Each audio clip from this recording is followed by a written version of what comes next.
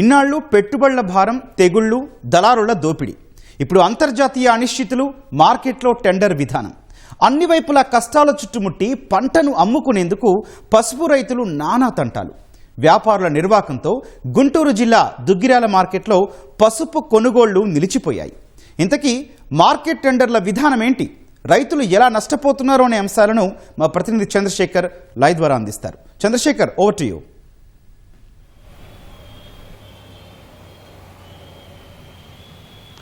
ధన్యవాదాలు గౌతమ్.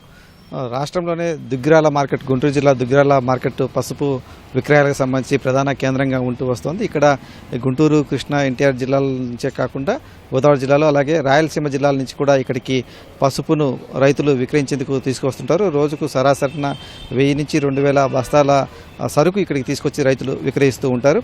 అయితే మామూలుగా అయితే మార్కెటింగ్ శాఖ తీసుకున్నటువంటి నిర్ణయం ప్రకారం ఆ పసుపుకు ప్రతిరోజు కూడా ఆ వ్యాపారులు టెండర్ వేసి ఆ టెండర్ ప్రకారం ఏ వ్యాపారి ఎక్కువ ధరకు తీసుకుంటాడో దాని ప్రకారం ఆ రైతు విక్రయించుకోవాల్సి ఉంటుంది. కానీ దుగ్గిరాల మార్కెట్లో అయితే ఆ విధానం అయితే అమలు కావటం లేదు. చాలా ఏళ్ల నుంచి కూడా రైతులు మొత్తుకుంటున్నప్పటికీ కూడా అది అమలు కావట్లేదు.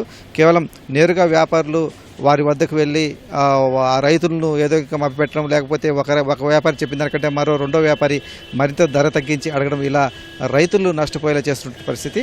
దీనికి సంబంధించి మార్కెటింగ్ శాఖ ఉన్నతాధికారులు తీసుకున్నటువంటి నిర్ణయం మేరకు ఆ మార్కెట్లో కూడా టెండర్ విధానము, ఈనాం విధానం అమలు చేయాలని చెప్పేసి అధికారులు నిర్ణయించారు. దాన్ని ఇవాళ నుంచి అమలు చేస్తామని చెప్పారు. దీనికి సంబంధించి 2 వారాల క్రితమే స్పష్టమైన ప్రకటన కూడా అక్కడ యార్డు కార్యదర్శి జారీ చేసి ఇవాళ నుంచి టెండర్ ప్రక్రియ ద్వారానే ఈ పసుపు కొనుగోలు జరగాలని చెప్పేసి వ్యాపారులకు స్పష్టమైనటువంటి ఆదేశాలు ఇచ్చారు. అయితే వ్యాపారులందరూ కూడా దానికి సంబంధించి సిండికేట్గా ఏర్పడి ఆ టెండర్ల విధానాన్ని వ్యతిరేకించి ఇవాళ పసుపు కొనుగోలు కొనకుండా వాళ్ళు ఆపివేశారు. తమకు విదేశానికి సంబంధించినటువంటి ఎగుమతుల విషయంలో కొన్ని ఇబ్బందులు ఉన్నాయి కాబట్టి ఇవాళ మేము పసుపు కొనుగోలు ఆపివేస్తున్నట్టు వాళ్ళు చెప్పారు. కానీ అంతర్గతంగా మాత్రం ఈ టెండర్ విధానాన్ని అయితే వాళ్ళు వ్యతిరేకిస్తూ ఉన్నారు వ్యాపారులందరూ కూడా. దీనికి సంబంధించి ఈ వ్యాపారులు తీసుకున్నటువంటి ఈ నిర్ణయంతో రైతులు ఇబ్బందిని పడాల్సి వచ్చింది. ఎందుకంటే సుదూర ప్రాంతాల నుంచి రైతులు ట్రాక్టర్లలో తమ పండించినటువంటి పసుపును ఇక్కడికి సరుకునంతా కూడా ఇక్కడికి తీసుకొచ్చిన తర్వాత ఆ కొనుగోలు నిలిచిపోయినటువంటి కారణంగా రైతులు ఇబ్బందులు పడిన పరిస్థితి. దీనికి సంబంధించి ఈ వార్తలు బయటికి రావడంతో ఒకసారిగా ఉన్నతాధికారులు కూడా అప్రమత్తమై అక్కడ మార్కెటింగ్ శాఖ అధికారులను వారితో చర్చలు జరపాలని చెప్పేసి కూడా ఆదేశించారు. ఆ మేరకు వ్యాపారులతో, పసుపు కొనుగోలు వ్యవహరించిన వ్యాపారులతో మార్కెటింగ్ శాఖ కార్యదర్శి అలాగే అక్కడ మార్కెటింగ్ యార్డ్ చైర్మన్ వీళ్ళందరూ కూడా చర్చలు జరిపారు. ప్రస్తుతానికైతే టెండర్ విధానం కాకుండా నేరుగా వ్యాపారులు ఆ రైతుల నుంచి కొనుగోలు చేసేటువంటి విధానానికైతే తాత్కాలికంగా అధికారులు అనుమతించారు. 1 వారం నుంచి 10 రోజుల వరకు అలా దానికి అనుమతిస్తాం. తర్వాతైనా కానీ తప్పనిసరిగా టెండర్ విధానంలో మాత్రమే ఈ పసుపు కొనుగోలు జరగాలి. అప్పుడే రైతుకు గిట్టుబాటు ధర వస్తుందనే అంశంపై అయితే అధికారులు స్పష్టమైనటువంటి నిర్ణయాన్ని అయితే వ్యాపారులకు ప్రకటించారు. కానీ వ్యాపారుల నుంచి అయితే కొంత సానుకూల స్పందన కనిపించడం లేదు. కేవలం ఇక్కడ మార్కెట్లో, ఆ దుగ్గిరాల మార్కెట్లో మొత్తం 8 మంది మాత్రమే ఈ లైసెన్స్డ్ వ్యాపారులు ఉన్నారు. ఆ 8 మంది ఏం చెప్తే అది అన్నట్టుగా నడుస్తుంది. వాళ్ళు ఆడిందే ఆట, పాడిందే పాట అన్నట్టుగా ఉంది.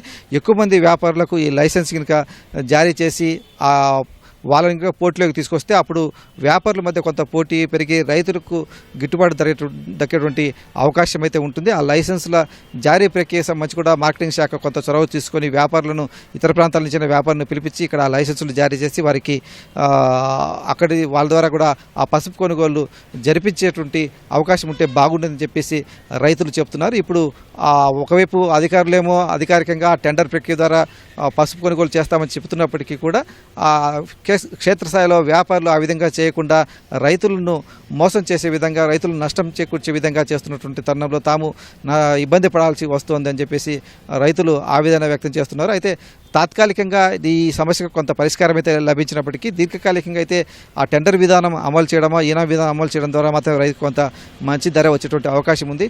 ప్రస్తుతం ఈ పశ్చిమాసియా యుద్ధ ప్రభావం తరుణంలో కూడా కొంత విదేశాలకు వెళ్లాల్సినటువంటి కంటైనర్లు కావచ్చు, షిప్స్ ఇవన్నీ కూడా సరిగా వెళ్ళటం లేదు. అవన్నీ కూడా చాలా వరకు ఎగుమతులు కూడా నిలిచిపోయిన పరిస్థితి. ఈ కారణం కూడా ధరలు కొంత తగ్గిపోయాయి. వాస్తవంగా అయితే క్వింటా 15,000 రూపాయల వరకు కూడా పసుపు ధర పలికింది. ఇప్పుడు 10 నుంచి 11,500 మధ్య మాత్రమే క్వింటా పసుపు ధర పలుకుతోంది. అంటే దాదాపు 3,000 నుంచి 3,500 మేర ధర పడిపోయినటువంటి పరిస్థితి.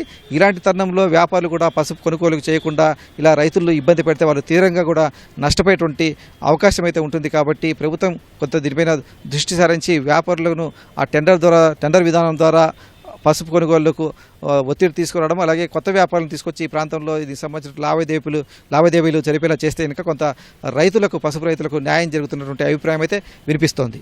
Over to studio.